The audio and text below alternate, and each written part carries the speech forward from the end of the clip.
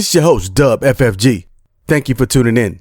Welcome all fantasy players, daily fantasy players, and those alike. We're thankful that you're tuning in, and we hope you enjoy your stay. Keep in mind, this is for entertainment purposes only. This week, we're talking about Week 7, the must-starts and hot reads. Let's get right to it.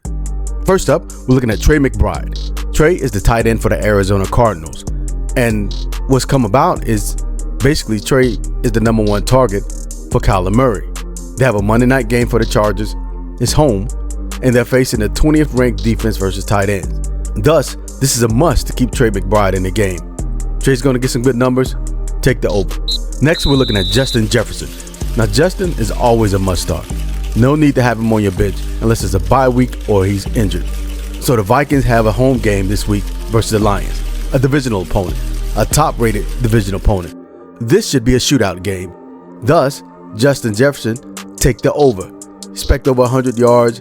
Expect at least 1 to possibly 2 touchdowns.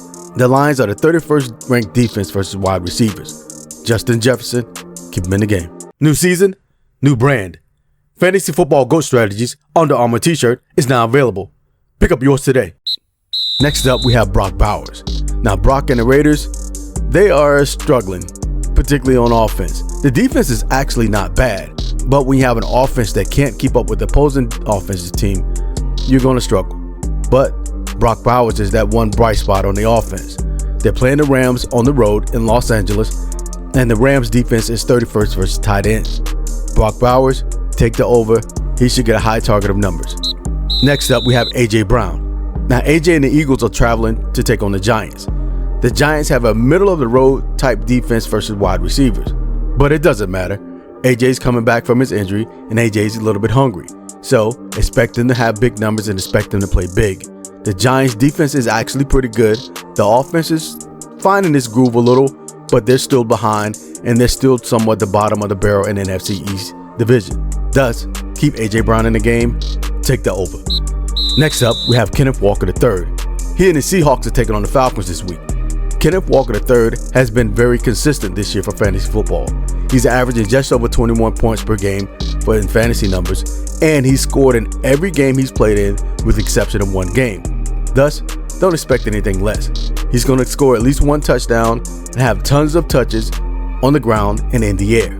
Kenneth Walker III, take the over. Now, this is Week 7.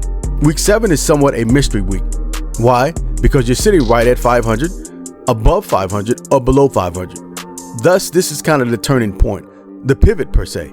You're midway through the fantasy season, and thus you have the chance to continue to grow upward or downward, or kind of stay in the middle of the road where you constantly 3-3, 4-3, 4-4, 5-5, where you may become.